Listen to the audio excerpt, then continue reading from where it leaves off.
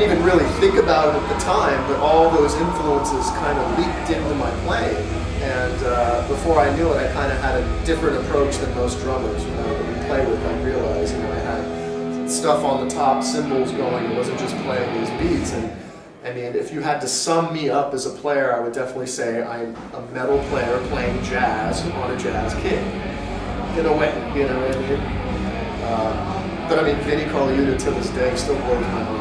You know, I mean, you have the gospel drummers, you know, like Chris Coleman. Oh my God, you know, just some amazing players. And then you have the Thomas Langs and the Virgil Donatis, who are just like taking the double bass and the multi-limbed dexterity thing to just absolute other universes.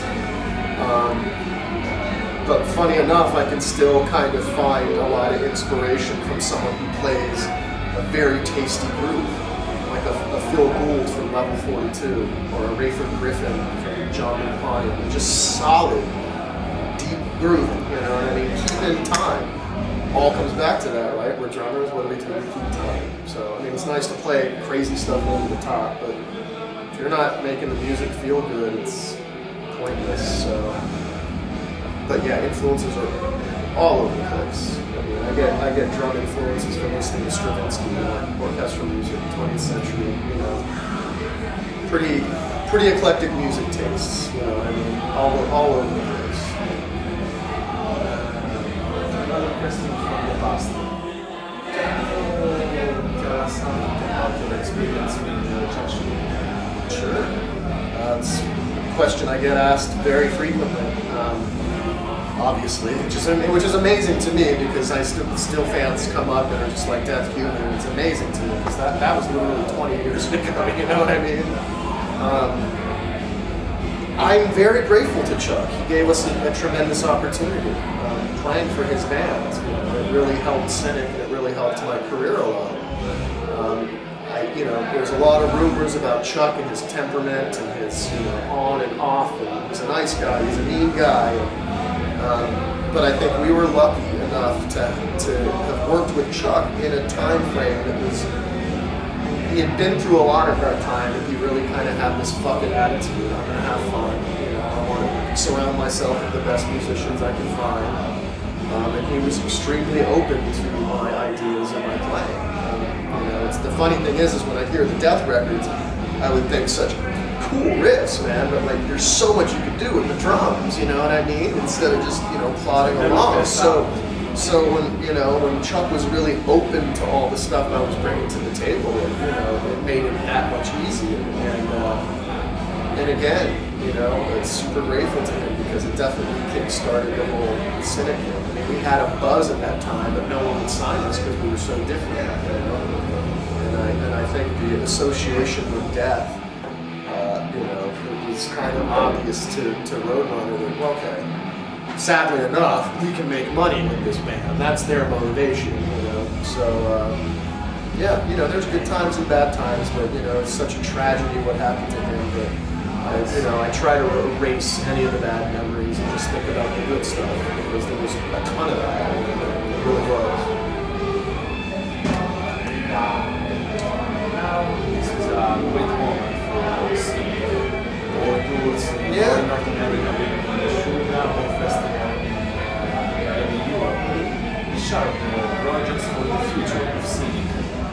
Well, just to do a new record, you know, and it's been really hard because we keep getting offered these amazing tours, you know, and it's really hard to turn that down, because there's nothing more important than being visible playing live. That's your best marketing technique. That's the best promotion you can do, is just to be on the road. But at the same time, you know, you need to spend, you know, to write and record and release a record. It's a big undertaking if you're going to do it right, you know, starting from fresh. So we definitely want to write another record. I mean, we didn't even know we were going to do Traced in Air. We did the reunion, and then, you know, the audience response was just absolutely overwhelming. So we went home and said, my God, you know, we're energized. Let's write music. Like, it feels right. It feels right now.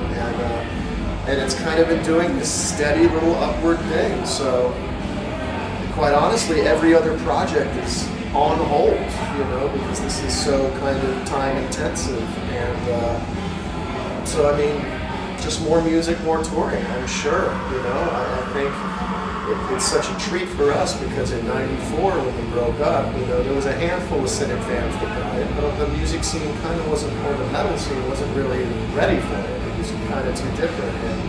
And it was a shame because it left a really kind of sad feeling for us to have to let that go just because it wasn't working. So to come back now this many years and to have this response, this fan base, you know, it's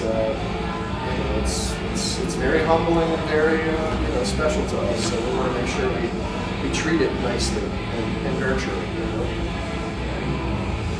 Can you tell us something about the Ion Spoke project? Yeah, it's really interesting. Yeah, well, I mean that's the thing. Our music tastes are so all over the place. And, you know, the funny thing is putting the Eon Spoke cap on. You know, people think, oh, Sean Reinert, flying feet and hands and craziness. And when I was playing Eon Spoke and tracking and playing live, I found it incredibly challenging to play slow tempos and make them feel nice. Make the music feel good, really slow. To me, it was harder than playing double bass at 210 miles an hour. You know what I mean? It's a different side, and you know, I always tell my students constantly, play other styles of music. Even if you suck at it, just put yourself out there. You learn so much more playing in different musical environments than you would just playing the same thing. You develop your ears, you develop your ability to interact with the other musicians, you build your musical vocabulary.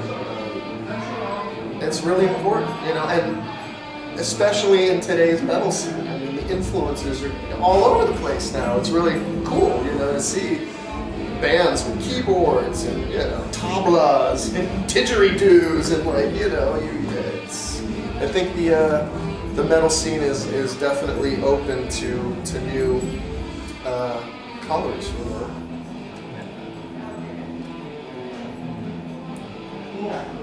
Risposte sono